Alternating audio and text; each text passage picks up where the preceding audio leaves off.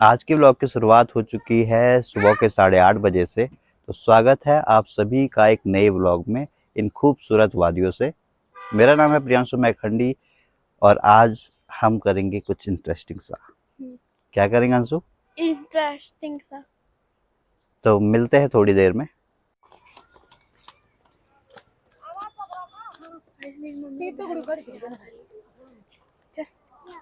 वहां से कहाँ रही है?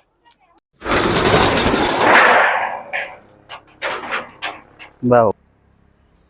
तो फाइनली गाइस आगे है दुकान में और आज हम इस टेबल को पूरा करेंगे। ये टेबल आजकल तो वैसे कारपेंटर है नहीं, वैसे तो वो का लोग करते हैं, लेकिन मुझे भी काफ़ी ये काम आता है। तो आज के ब्लॉग में ये टेबल को हम पूरा करेंगे। इसमें 2 हमारे रैक हैं और 3 सीट्स इसमें डालेंगे हम, वुडन सीट्स होंगी वो पूरी। तो आगे देखते हैं कैसे कैसे रेडी होता है।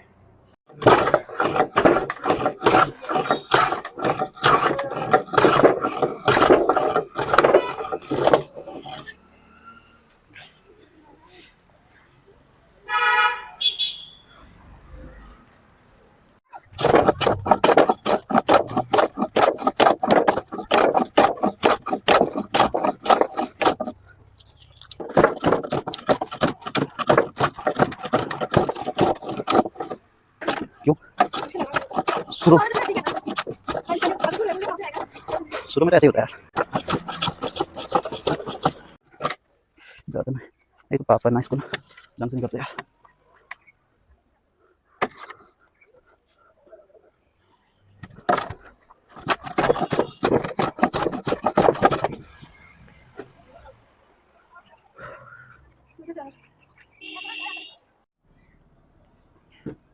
तो जब भी आप कोई भी टेबल बनाना स्टार्ट करें तो हमें बेसमेंट से काम करें।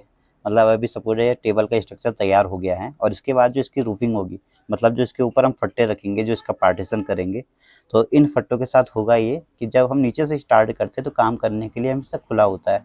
मैं अगर यहाँ से स्टार्ट करूँ तो मुझे कील मारने के लिए काफ़ी बेटर जो है वो इसमें स्पेस मिल जाता है। उसके बाद मैं यहाँ कील मारने के लिए फिर यहाँ के जो फट्टे रखूँगा, उसके बाद यहाँ भी अच्छा स्पेस मिलेगा और टॉप की जो रूफिंग है, जो फाइनल हमारी रूफिंग है, उसके बाद भी जो है हमारे पास फिर ओपन स्पेस ही है। लेकिन अगर मैं ऊपर से स्टार्ट करता हूँ तो फिर यहाँ जो है वो हाथ उठाने के लिए मुझे थोड़ा वो हो सकता है, थोड़ा कंजस्टेड जगह हो सकती है। उसके बाद जब नीचे आते हैं तो तब भी फाइनल और कंजस्टेड हो जाता है। तो इसीलिए हमेशा जो स्टार्ट करें वो आप नीचे से ही स्टार्ट करें। वैसे तो इसमें जगह काफ़ी है क्योंकि फिट भर का गैप और या 14 इंच तक का गैप हमने इसमें दिया है।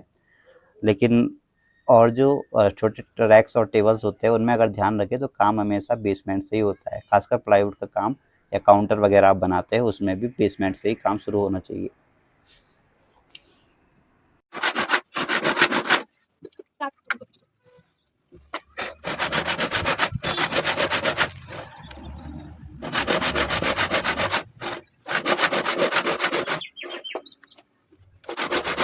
हाँ, है तो बस यहाँ पे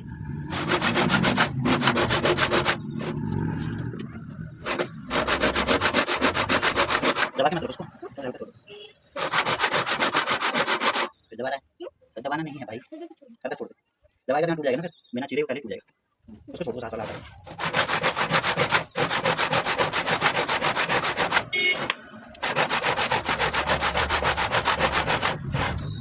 छोड़ दो।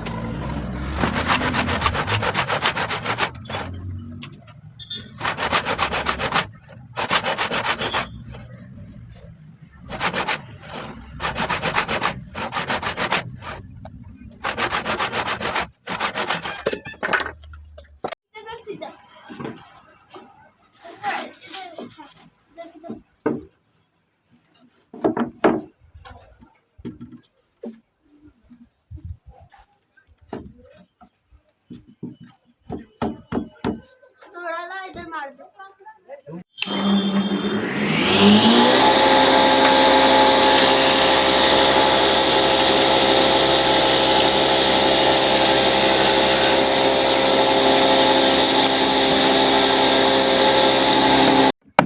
अरे भाई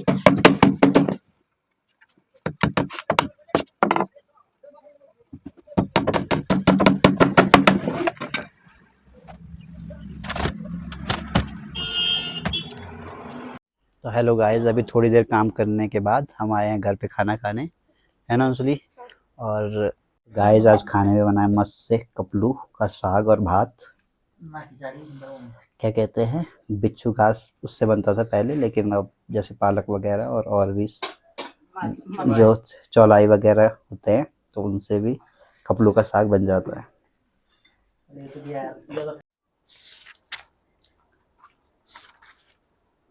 तो यहाँ पे एक अच्छा सा नेचर है, जब शाम को जब कभी अभी भी, अभी तो मैं कॉलेज में हूँ लेकिन स्कूल टाइम पे, और ठंड का जब टाइम होता है, यहाँ ठंड का सीजन होता है विंटर, क्योंकि आजकल गर्मियों में तो बाहर बहुत धूप होती है, लेकिन विंटर के सीज़न में मैं ज़्यादातर यही पढ़ा करता था। यहीं पे मैं कुर्सी वगैरह लगा के, और किताब वगैरह ज़्यादातर स्कूल की जो भी होती थी वो यही काम अपना फिनिश कर देता था। एक दूसरी लोकेशन भी है, मैं आपको बताऊंगा, अभी वही बगल में है लोकेशन, क्योंकि उस पर भी कोई बोया हुआ है, शायद खेत टाइप का है वो अभी बनाया हुआ, तो उधर भी मैं पढ़ा करता था। और वेदर आप देख सकते हो इस टाइम तो काफ़ी अच्छा वेदर है, बादल लगे हुए हैं, बारिश आने को है। और इस गर्मी में ये मौसम बड़ा सुकून देता है, बिकॉज ठंडी हवाएं चल रही हैं। पढ़ाई के लिए अगर मैं बोलूँ तो बेस्ट है यहाँ, मतलब कोई डिस्टरबेंस नहीं, किसी प्रकार का कोई हल्ला नहीं, कुछ नहीं, बिल्कुल क्लियर कट। और सिर्फ चिड़िया वगैरह या पेड़ पौधे और भी नेचुरल वॉइस जो होती है ना, नेचुरल नॉइज़ होते हैं, नेचुरल साउंड्स जो होते हैं वो आपको देखने को, वहाँ आपको सुनने को मिलते हैं। ओए देख।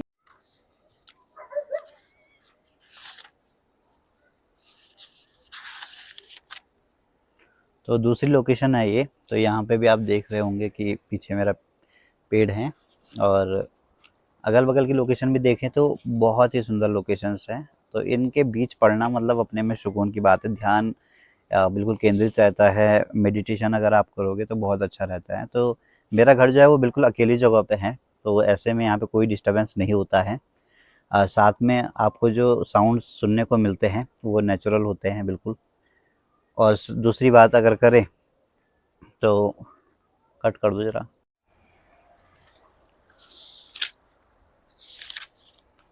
तो दूसरी लोकेशन हमारी ये है जहाँ मैं अभी पढ़ रहा हूँ, और पीछे देख रहे हो तो बड़ा ही प्यारा सा पेड़ है, फलदार वृक्ष है जिसे माल्टा कहते हैं पहाड़ी लैंग्वेज में।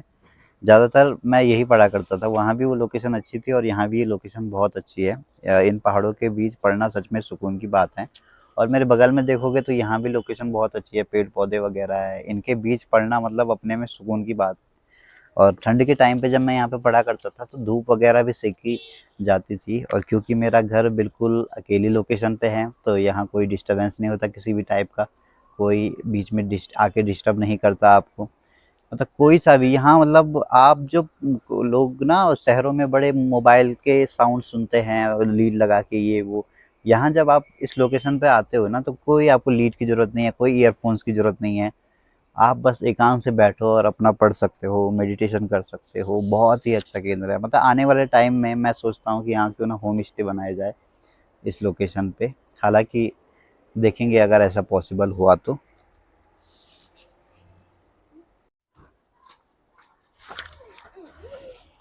तो ठंड के टाइम पे जब पढ़ा करता था यहाँ तो साथ में मम्मी चाय लेके आती थी मेरे लिए, तो मैं ज़्यादातर यहीं पे पढ़ा करता था, और चाय का गिलास जो है इधर से उठा के ज़्यादातर चाय वगैरह, मतलब ठंड के टाइम पे तो पहाड़ों में ऐसा है कि आपकी एक आदत सी बन जाती है कि आपको पीना ही पीना है। बाकी शहरों में तो गर्मी इतनी है कि चाय की जगह कोल्ड ड्रिंक ही चलता है, लेकिन पहाड़ों में चाय का ज़्यादा सुकून देती है। तो ज़्यादातर जब पढ़ाई करने के बाद मैं थोड़ा थक सा जाता था तो एट द एंड मुझे टहलने के लिए यही जगहें मिलती थी। तो ज़्यादातर इन, मतलब जहाँ भी मैं जाऊँ ना तो इस लोकेशन पे बस पेड़ पौधे ही आपको मिलेंगे। ज़्यादातर हमने कुछ इतने सालों में इतने पेड़ पौधे यहाँ लगा लिए हैं कि आपको लोकेशन में पेड़ पौधे ही मिलेंगे। जैसे ये पेड़ देख लो, तो ये कागजी का पेड़ है जिसे नींबू कहते हैं, छोटी नींबू कागजी। अभी तो इसमें शायद कुछ ही लगे हुए 2-4 फल, अगर मुझे मिले तो मैं शॉर्ट्स में दिखा दूंगा। और दूसरी बात ये वाला है, तो इसमें तो लगे हुए हैं, अगर जूम हो सके तो इस पे, है ना, इस पे ये माल्टे लगे हैं। और कुछ टाइम बाद, मतलब नवंबर अक्टूबर नवंबर तक तो ये भी हो जाते हैं, नवंबर दिसंबर तक पक जाते हैं पूरी तरीके से। और वो फल देखो, पीला पीला सा फल लगा हुआ है ऊपर इस पे। है ना, सबसे टॉप में, है ना। तो ये बहुत सारे फलदार वृक्ष हमने लगाए हुए हैं, क्योंकि यहाँ पे जो लोकेशन है वो ना बहुत अच्छी है। और इस लोकेशन को छोड़ के ना, मतलब मुझे नहीं लगता, यहाँ जब आता हूँ मैं गाँव में तो कभी ट्रैवल इधर उधर करना मतलब ही नहीं अपने घर से, तो ज़्यादातर मैं अपने घर पे ही रहता हूँ, कभी गाँव जाने का तो मन ही नहीं करता। हो गया। तो ज़्यादातर ये लोकेशन जो आप देख रहे हो ना, तो काफ़ी बड़ी लोकेशन है घर की। तो यहाँ से हम स्टार्ट करेंगे, तो लोकेशन अगर मैं दिखाऊँ आपको, तो ये पूरी लोकेशन यहाँ से स्टार्ट हो जाती है घर की हमारी। मतलब एंट्रेंस से बाहर का एरिया है, जहाँ हमारा एक छोटा सा जो है, यहाँ पे इन्होंने एक छोटा जो है किचन गार्डन टाइप का इन्हें दिया है, जहाँ हम सब्जी वगैरह ज़्यादातर बोते हैं।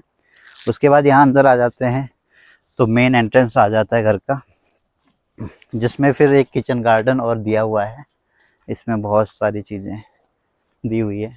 उसके बाद जैसे ही आगे चलते रहते हैं तो फिर मेन लोकेशन आती है, घर की लोकेशन, जिस पे काम चल रहा है अभी, कुछ काम चल रहा है, कुछ बना हुआ है, कुछ बन रहा है।